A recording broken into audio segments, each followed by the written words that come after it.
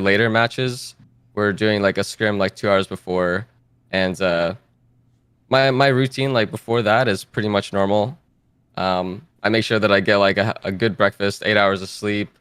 Uh, I try not to do like a big meal before any big match. Like if it's early in the day, if it's around like 2 to 3, I usually try not to have like anything too heavy. Um, but if I have like a later match, I do make sure that I eat like a couple hours before. Awesome, awesome. Awesome. Yeah, I mean, I think Uh, that's. All right, go ahead, go ahead. no, I was gonna say I think our next topic is about nutrition, so that's a nice transition there. Yeah, definitely. I mean, on top of sleep, is there anything? I mean, when you do select your food choices, how intentional are you with, with selecting what you do, what you're eating on a regular basis during scrims, as well as when you're actually within a tournament environment for multiple days? How do you, I guess, fuel yourself throughout those tournaments or extended periods of time? Yeah.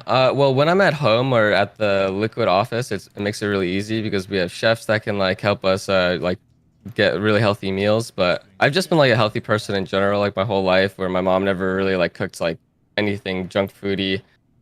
So normally I just eat pretty normally. I try to eat like oatmeal and like 2 to 3 eggs, and I just have like a coffee, and I just make sure that I have like water throughout the day. And if I do have like a later match, then I do try to eat something. Usually I don't try to do pasta because I think it's a little bit too heavy for me. And I usually just have something like saying like a protein and rice with something. Maybe I do like a smoothie to get like my vegetables with that, but not always. Do you Got it. notice that what you eat actually impacts how you perform? Um, I I honestly like eat pretty consistently like that every day. So I try to just be very consistent with what I eat all the time.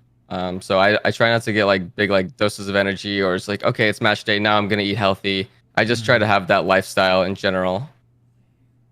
Gotcha. I think consistency is super important when it comes to nutrition. So that makes a lot of Yeah. sense.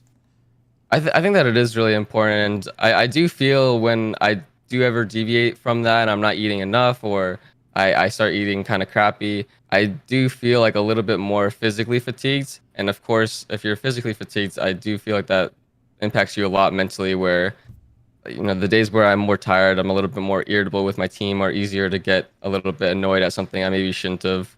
So I think that it all like comes together.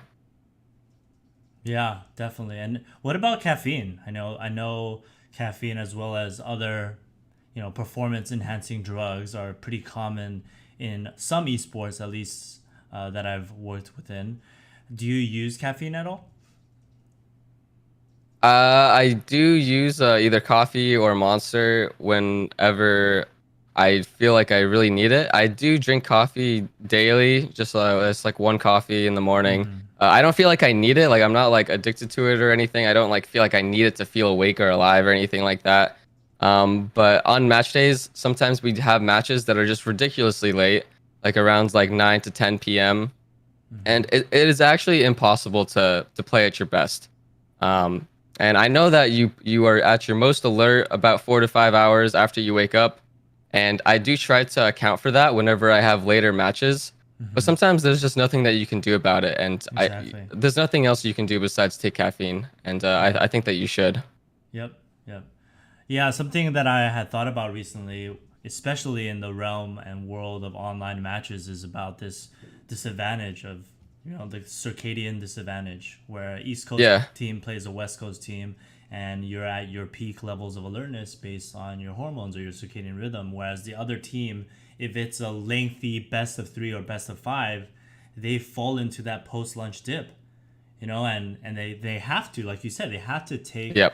a supplement to at least address that autonomic arousal or their alertness. Otherwise, it's just a pure disadvantage. So I think that's been such an interesting situation within online play. And how many times do you feel like, or how often do you feel like that happens in professional CS:GO, wherein maybe the loss was heavily influenced by just time?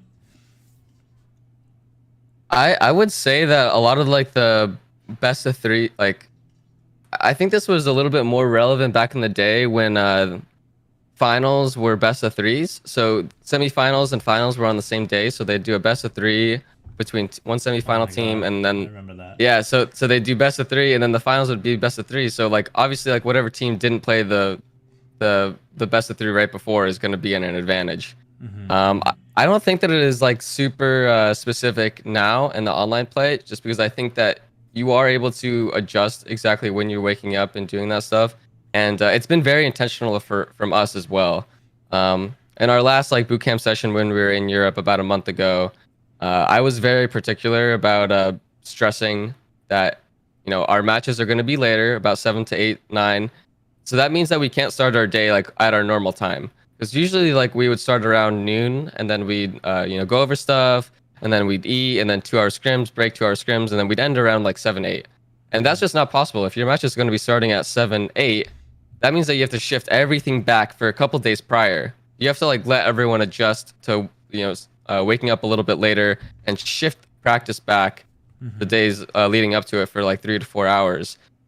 So I think that you can like kind of mess with it as long as things aren't too extreme. And I think that the time zones are close enough, especially when you're in Europe, that it doesn't make as big of a difference.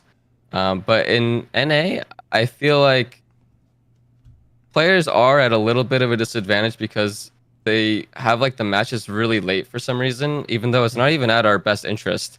I think that everyone just kind of complains about like having early matches, but in reality, like you want to be like having them a little bit earlier so EU also like adds to the viewership, and then you're able to like adjust exactly when you're waking up. But if you have matches like that are that so extremely late, like there's only so much that you can do because you don't want to be like waking up at like 4 p.m. Yeah, exactly. Do you find that when you are traveling and you're in Europe and you do have those later matches, that just naturally because you want to have like a warm up scrim or you still want to have practice, that everyone shifts their schedule? Or is it like, it's just us, we just catch some of the later scrim blocks for other teams? Could you rephrase that? Just like, I guess my question is, does every team tend to shift their schedule with later matches because of the availability of scrims, right? In that, Liquid will wake up later, so they can only scrim at this time. And so maybe MIBR will do that as well. I don't think that the other teams do that specifically. When we're in Europe, we kind of know like what teams are playing earlier and what teams play later, and they don't really like adjust that based off of like any schedule that I've noticed. We've kind of just realized that the better teams are all going to be starting earlier because that's their normal practice schedule, and they don't really deviate from that. And then the not so good teams do end up playing a little bit later, just because people have real life jobs and stuff like that. There's not like much they can do about it. They have to juggle Right. both their passion and their job. But yeah, to answer your question, like no, like I don't. Teams do not like shift their schedule in any way, from what I've noticed. Got it. Okay, well, I guess moving on from that, have you had any injuries or pain associated with gaming before? I know you, as we mentioned, you sit in a pretty great posture, but you do sometimes cross your legs, and we know if we sit in that position for extended periods of time, that can sometimes lead to some aches and pains. So with that in mind, do you have anything that you've historically dealt with, over the many years you've been a pro? I have had like some like pains like here and there. I think more recently, like I've had like pain in like my lower right shoulder blade, and like my inner like elbow, like I don't know, like this area. I don't even know like why or anything like that. But the best that I can do is I just like try to do like the stretches that I know, but they're mainly like wrist, and I've like put on like wrist splints like while I sleep, and I've just like done that, and it eventually just goes away. But yeah, sometimes I do get stuff and I'm not sure why or like what I can adjust because, I try to like sit as like perfectly as I can, and then like I can still feel like achy at the end of the day. Even like in the past like month, like I felt like achy in like my lower right shoulder blade, and I'm not completely sure why. Got it. Seems like you could use a little bit of health coaching. I know that's not what we're doing this stream, but we definitely see those issues often, and a lot of times it just has to do with decreased endurance of the muscles. So not so much your posture or not so much how you're sitting, but more just some weakness of the muscles in the area kind of produce some of that dull aching pain that you're describing. Yeah. I think that I deal with it like pretty well in general. Like I did go to the gym regularly, not so much anymore because of COVID, but I have like tried to make sure like my back is like strong enough where it's like supporting my posture and stuff like that, and Right, 'cause it's not necessarily I take strength that we're breaks and talking stuff. about. Yeah, it's not necessarily strength that we're talking about as much as it's endurance. So a lot of times when you're in the gym, you're lifting something heavy for a Yep. short number of reps, but really working on like the endurance of the muscle. So doing things like internal external rotation exercises with the shoulder, working on Hmm. activating the serratus muscle specifically with specific exercises. It's more stability work than it is actually strength training. Okay. So more kind of rehab exercises that kind of take care of those issues. And then this is problems that we see in people that are like enormous. Like we were working with Sony, and he was having all of these tight muscles, deep aches, and things like that because don't do a lot of stability work and more kind of general strengthening work is what we see. Yeah. So it happens to people that are super fit as well. Okay. Yeah, that's Uh, interesting. I'd definitely be like really interested in like what exactly I could do. Yeah, yeah, we we can can definitely definitely hook set you up up. with some stuff. Cool. Awesome. 100%. So I know you mentioned the gym and kind of COVID has had an impact around that. Is there anything else that you're doing to kind of support gaming to try to be healthy as far as fitness goes? So in the past couple of months, I have like made sure that I've been working out a little bit, and that makes it easier when I'm in Europe because they have like a whole like gym set up. But now everything's kind of like reopening a little bit, and I can go to like my gym like that's in my apartment, and I can just go at night. So I've been doing that. I bought like my own like weight set and resistance bands.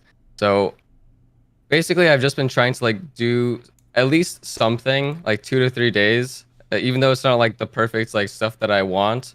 I still try to get something done, and just making sure that I'm trying to like get back into like my normal like nutrition like routine that I was doing when I do go to the gym. Because I feel like when you do go to the gym, sometimes people go like really extreme and they make sure that they're eating like completely perfectly. And I have like noticed a shift. Like when I stopped going, I stopped like uh, eating the specific way that I was before. So just trying to get back to that routine and making sure that I'm like doing what I should. Awesome, awesome, awesome. Love to hear that. And those bands are really a great investment because you can kind of set them up anywhere and do those exercises really whenever is convenient for you. Yep. Um, awesome. So are there any other routines that you feel like are super important to your competitive performance?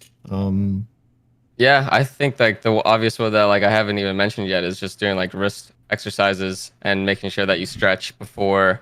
I do like a lot of like the standard ones, like the ones where you do like Mhm. this or sorry, I can't. It's not Uh-huh, showing. uh-huh. Just like do this and then like that one and Yep. then like rotating your wrist and like the claw thing. I know that Yes. you like went over Tendon that flossing, one. baby. Let's go. Yeah, so I do make sure that I do that and like shoulder blades as well. I try to Mm-hmm. do like those specific ones like every time before I even start. And I think that it is something super underrated that I still don't see a lot of pros doing.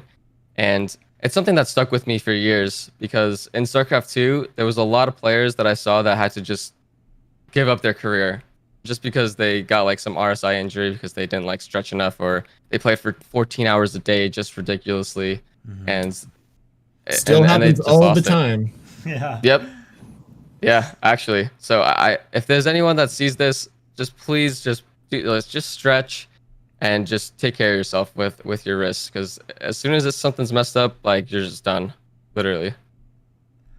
Unfortunately, a lot of the times there is that conception where they are unable to play. And really, it just takes time and intentional design and work towards addressing what those impairments or issues are, right? Like, even Yeah. with the people that have retired, I'm fairly confident that with appropriate rehabilitation, they can get back to it because it is not irreversible damage the majority of the time. Right? It's not Yeah, to yeah. a point where they're Majority of it. tearing their nerves and then all of a sudden they can't control their muscles anymore. It's been irritated for a super long time, so the threshold for injury and irritation is super low. Yeah. But I love that message. I think again, not many people realize how important it is until they start to feel pain. But the idea is, yeah, we don't want to ever get to that point. And why not just do a few stretches here and there that can really add a lot in terms of your overall, I guess, robustness or ability to handle stress. So appreciate that message. I think everyone does need to hear it.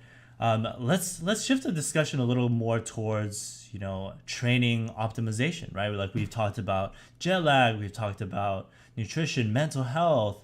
I know we had this heavily debated tweet. You know, people still think playing upwards of 10 to 12 hours a day is beneficial. You mentioned you think 5 to 6 hours is more or less optimal for you.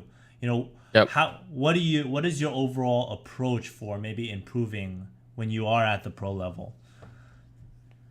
Yeah, so I actually saw this discussion like literally yesterday on like the Valorant subreddit as well. Oh my god. Again. Yeah. So I definitely subscribe to that. Obviously, I've been a player for my whole entire life where I've never felt like I've ever had to like grind to improve significantly. And when you're on a team, that is when you're gonna be playing for like those 4 to 5 hours. And no, I don't really think that you should be like scrimming for 7 to 8 hours either. I think that you should be scrimming for like 4 to 5 scrims a day, which is about 4 to 5 hours, at the max of the range. Like I think minimum should be like 3 of scrims and then 1 to 2 of theory. So you're using your brain for about like those 5 hours. And I think that is going to be like the ideal spot for most people, because that's when you're going to be playing against like the highest level of opponents where they're also using team play, and you're going to be trying to like solve ideas. Problems are going to happen. You're going to have to solve those problems. Other teams are going to be playing you, and they already have solutions for like what their problems were, and they're going to be using that on you. So you're going to have to like be thinking at a very high level. You're going to have to be very alert, and you're going to have to be doing that.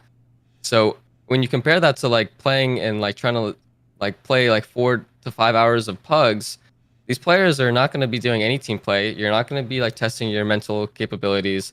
When you're on your team, like they might already be doing something that you have an answer for, but like your teammates like aren't able to execute on it, and you're not like really going to be working on so much of your tactical aspects as you are the mechanical ones. And in these types of games, even if you're going to be working on like really basic levels of communication. So if I feel like if you're going to be doing stuff outside of like your team hours, the only stuff that I think that you can do is just very focused, like mechanical based work, where if you want to be just like DMing or using an aim trainer, and you do that for like a focused like 30 minutes to an hour, that is going to be like pretty much more than you playing like a couple pugs like after, because you're already maxing out like your mechanics. Because if you're scrimming, or if you're going to be warming up for about like 30 minutes to an hour before, you're going to be playing 2 scrims and then break and then 2 scrims. You've already like played for a really big amount of the day at high level. And anything you do after that is not really going to be doing that too much, because you're not solving problems, and you're not like working too much on your mechanics, because you know, just playing pugs, it's not anything focused, and they're against worse players. And yeah, I think that's like the main gist of it, really. So then, have you ever operated within a system where they proposed, let's do triple blocks, let's do another scrim block? And if so, you know, how do you handle that as a professional player, right? And what if maybe some other people within the team subscribe to that belief, where they're like, okay, I still feel like we should play more because we didn't have a good scrim result?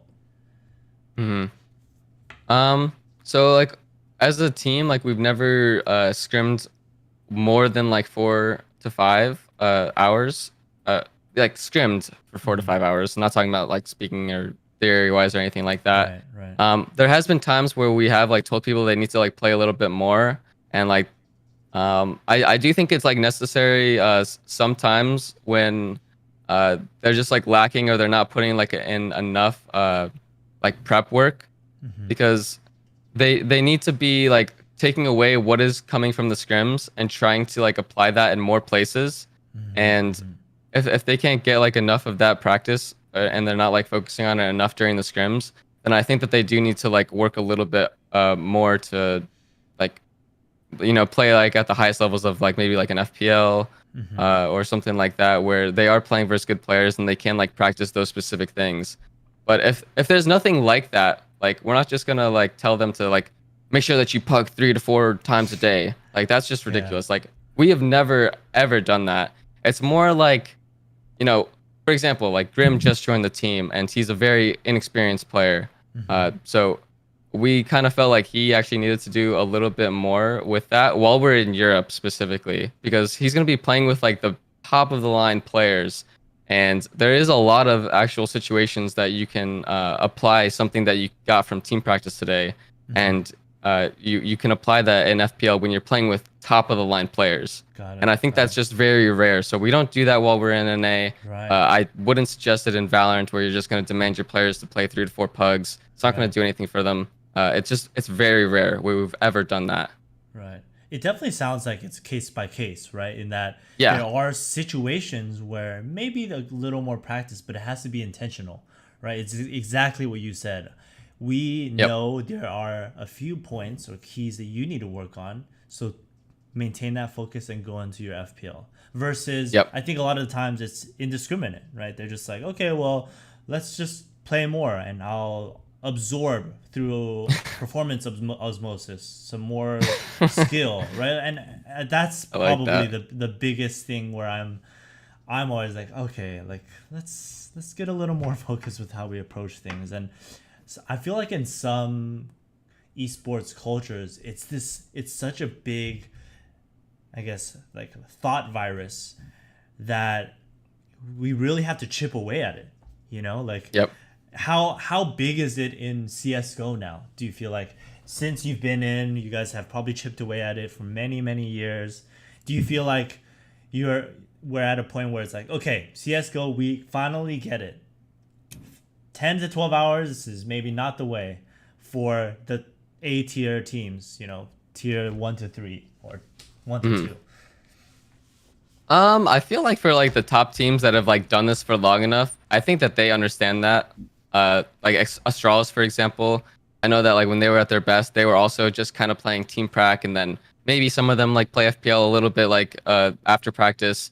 For us, I know that my whole team like we do like subscribe to that. No one like plays like obscene amounts unless they just want to for fun. Like some people just do it as like their hobby and they just want to like play like an extra amount, but they're not doing it because they think they're gonna get better. No one on my team thinks that them playing like extra pugs is gonna make them better. Um, I'm not completely sure for like the lower tier teams, but I definitely know for like us at the higher level, like we understand that and we're not gonna burn ourselves out. Got it. Do you think that, you know, speaking to Grim joining the team, you know, he's a little younger, a little less experienced. Did you guys have to work with him to kind of help him understand that, or did he come into the team already knowing that? I don't think I'm not honestly not like too sure like what he thought of it before, but like I said, like we didn't like really like demand him to play like any pugs or anything like that. It was mainly just like when we were in Europe because he's playing like really good players there and he Yeah, can like yeah. focus on things that we went over. But he doesn't like really like super. Oh, okay, actually he kind of does like play like a lot, but I don't think he's playing a lot just to like try to get like a lot better. You know, like playing like a lot of pugs. I think he just does it like for fun too, which is pretty normal. I think a lot of players just like play a lot like as their hobby for fun. Got it. Got it. I've noticed that when talking to kind of older players in the scene, and now we're in a place in esports where there are like older veteran players. You said you've been on Team Liquid for 6 years. I've been talking to some of the guys in the LCS that have also been around since like season one, and it seems that there's more of these thoughts and beliefs that are propagating, kind of like what you've mentioned here. Kind of like the trial by fire. Like they used to believe in the grind and they used to do all of these kind of unhealthy ways of training and things. It just seems like over time and after you get enough experience in the scene, you're really able to speak to how being more mindful about these health and wellness practices really do impact your performance in a positive way. Would you agree with that? Do you see like younger players like kind of making some of the mistakes that you made coming up, or do you feel like there's more guidance now for younger players now that there's more established veterans in the scene after esports has been now kind of more mainstream for the past 10, 15 years? I would say specifically in NA, I think we're still kind of at that I need to grind thing. Not for CS. I don't really like hear or see that too much, but I do see it in like Valorant now. I see like a lot of like I'm not Fortnite maybe, but like Oh yeah, Fortnite's I the worst for this. it's just crazy. I think that people are just like they're just repeating like what they've heard like in the past, and they're not like Exactly. actually like up to date on it. And they've just heard about like StarCraft players playing like 40 or like 12-hour like days, and I don't know. Like I think that it is just like a really I don't know. Like people just need to like learn more about it or something. Yeah. And Again, they yeah. like the topper tier players need to be careful about like what they say. But even in like the other games, like just because like a top tier player says something doesn't mean like what they're saying is like necessarily true. Like you have to figure it out for yourself if what they're saying is true. And that's like with any expert, especially in 2021 with how Yep. much fake stuff is out there. You have to validate even if it's someone like you trust, you need to like look it up and make sure it's validated. Exactly. So Exactly. It's so important to do your own research to really make sure that what you're taking in as information is, because it's going to affect your belief system and it'll affect the decisions that you make for yourself. So it's up to yep. you. You have to take responsibility for that. And I think people don't take that enough, right? Like they see the authority trigger of any pro player saying something and they just take it as that's the gospel. I'm gonna just do it. Even in the comments Yeah. right now for the stream, it's like, Scented plays 12 hours a day, and there's even like YouTube videos where people are like, I tried playing, the same amount of time that this pro played, and this is what happened. It's like creating all these Yep. like beliefs and ideas that if you do what they do, you will become like them. And Yep. people just need to realize everyone is different, and just because it worked for one person doesn't mean it's going to work for you, and doesn't mean it's the best or most optimized Yeah. way. They might be good enough where like what they did doesn't even really matter, and they were just so talented that they could have done anything as long as they just played enough and they got that experience. They were going to be good. Like yeah, maybe like he's playing like 10 to 12 hours a day, but maybe optimally only like 3 to 4 hours of that was good enough, right? And Right. the other 6 hours were just like whatever, and he was just like playing with his friends and he was just doing whatever and they were just messing around. But he's not going to say that, right? Like he's not just be like, oh, by the way guys, like I had 3 to 4 focused hours of practice and the other ones Yeah. I was doing whatever and drinking and stuff with my buddies. Like no, he's going to say I played for 8 to 10 hours a day and they were completely focused the entire time. Trust me. Yeah, Guys, exactly. if you think Literally that's true, impossible. like that's just impossible. Anyone that says they're playing that amount of time and they think they're completely focused, I don't even know like what to tell you. It's just We so would never ridiculous. let an air traffic controller do something like that. Like, Exactly. we would Yeah. never. Exactly. It's just not possible. Yeah.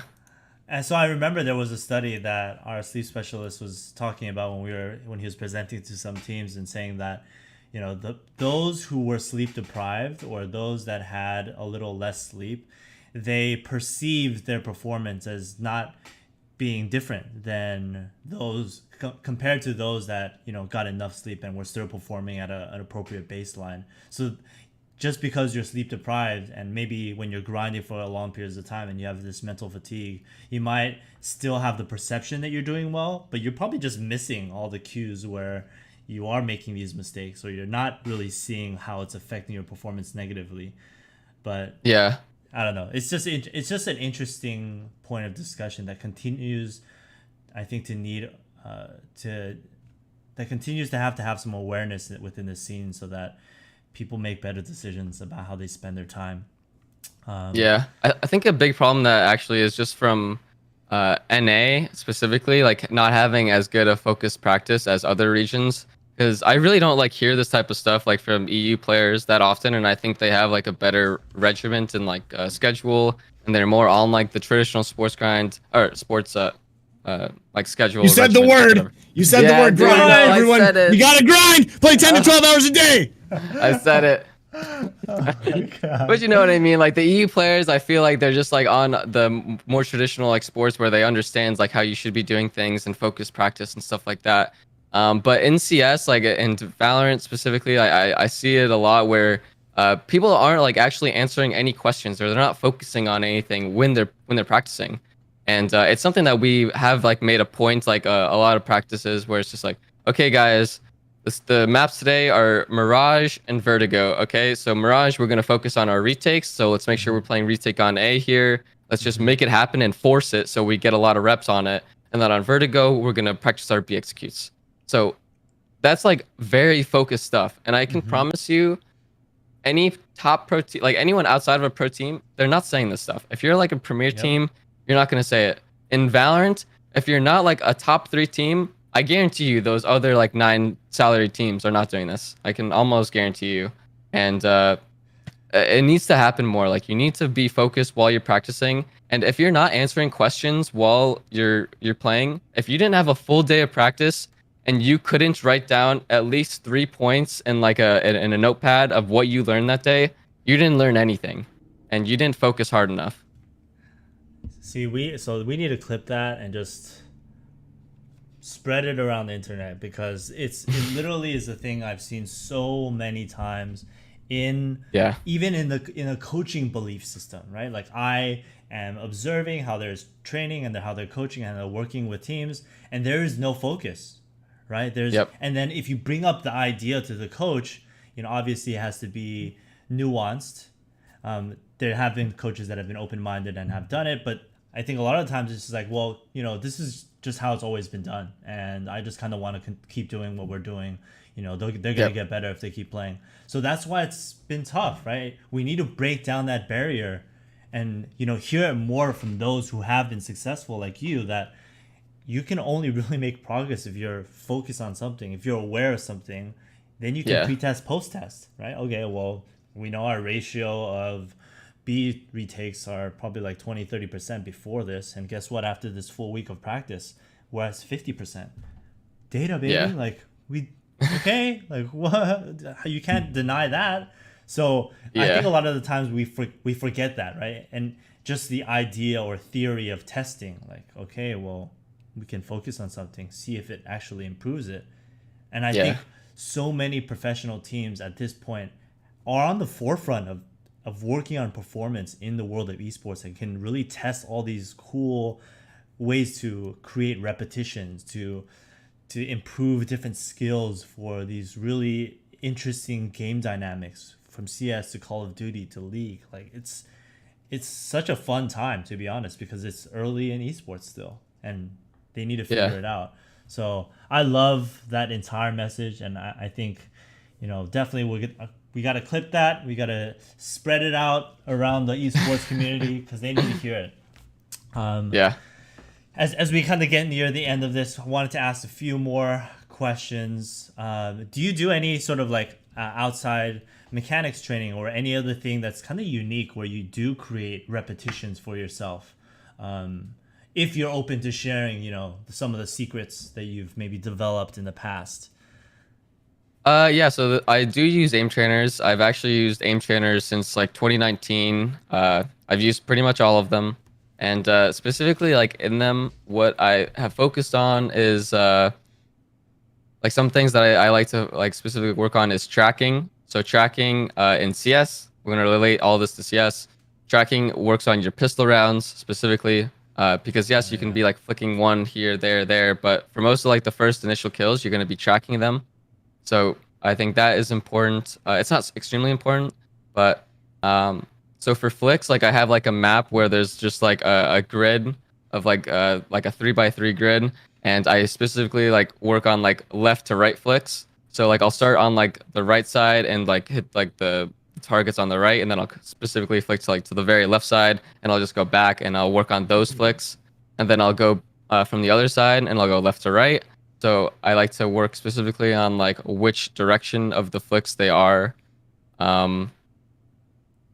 More specifically, like you can work on like micro flicks. So sometimes like you do have to do like very big ones where you're going from like, lower top and then to top mid. But sometimes they're like very micro. So there are maps that you can do like micro flick training, and just very like specific stuff like that is what I focus on in the aim trainers right now that I think help me the most. And just to clarify, is it Kovacs? Is it AimLab? Or is it custom map within CS:GO? I've used both actually. More recently, I've been using aim labs, but you can use like pretty much all of them for like your aim training. That's aim lab is the one that I'm using right now.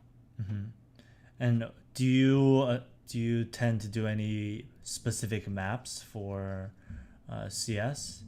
I remember one thing that I was really interested in when I was the IGL for my team for CS for a while, and I would like to play the retake maps, and I would like to see map designers create it so that it was more realistic, you know, and I could Yeah, adjust the settings. I could be like, okay, well, like I want to become more clutch, so I want to do a one person versus two retake or something like that. You know, is there yeah. have you found that there's been more development towards that, or are there maps that I'm not aware of now? Because I actually haven't been within the CS:GO scene for some time. Yeah, the maps that I use in CS:GO, the only one that I use is Recoil Master, which that's how I practice my spray, and I think it's the best map to practice my spray. Other than that, like I would use like aimbots or the CS:GO Hub Prac map just to shoot at the bots, but there's not really any like retake or execute type game mode that is good enough. Because like you're saying, like none of it's realistic, and people kind of just like run forward and they try to just get like at the good spawn that just like kills everybody, and it's just not good enough really. So the Got only it. things that I do are DM, recoil master if I feel like I need to work on my spray, and then aim trainers. That's the only like three like outside of scrim stuff that I do right now, and then pugs if I want to play with my friends. Got it. That's cool. That's great to hear though that you're actively working on your aim training. Have you found Mhm. it to be beneficial? Have you seen active results for yourself? Yeah, I actually feel like, well, in the beginning of 2019, that was before like we went on our Grand Slam run, and that's when I started using them. Oh, let's And go. I'm not Yeah. gonna specifically like credit it to like my whole performance, of course, because I did a lot more than just aim training. I worked on a lot of stuff, Uh-huh. but I do feel like it has like gotten my aim a little bit better. And I've always been a player that tries to test like the boundaries of what I can do. I don't know if you guys have ever watched Cars 3, but have you guys ever watched Cars 3 actually? I don't Just think I curious. have, I can't see. No, I can't say I but have. I'm really Okay. curious now. You've So I really done a want to great hear job. this analogy though. I'm not even kidding. This is actually like an example that I give a lot now, where so I'm I gonna spoil a little bit of what happens. I'm But watching it so right basically, after. like Lightning McQueen, he's like that star racer and everything, right? And he's been racing for a couple years. And in this movie, he is still like that old like racer. He's the veteran now, right? And he's still doing like what he used to. And he starts like getting beaten by these younger cars, right? Like, and he's just like, dude, I don't know like what I'm doing wrong. And he goes on and he sees like the training facilities that these like younger cars have, and they're like using like VR to like go like quicker and like practice the courses before like they're available, and Ooh. just like all these like specific stuff. So like to me that's like aim trainers and like CS and stuff like that. And he starts trying them, and he's just like, nah, I don't like these. I don't like what this is. Like this isn't like racing to me. This is like VR type stuff.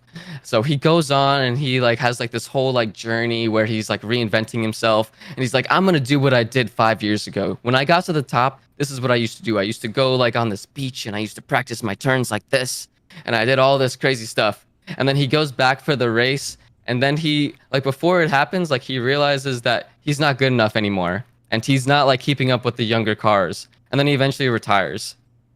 Oh, And okay. honestly, this is That- esports in a nutshell to me. Like Yeah, this is like the current version 100%. of I'm esports. definitely gonna go watch that now because that sounds like exactly the type of issues that a lot of older players can face. Yeah. So like I see like players that are more veterans in the scene. They're like 26, 27. That's veteran. Right. But in esports it is, because I feel like players aren't more open to seeing like what the younger players are doing to like surpass them.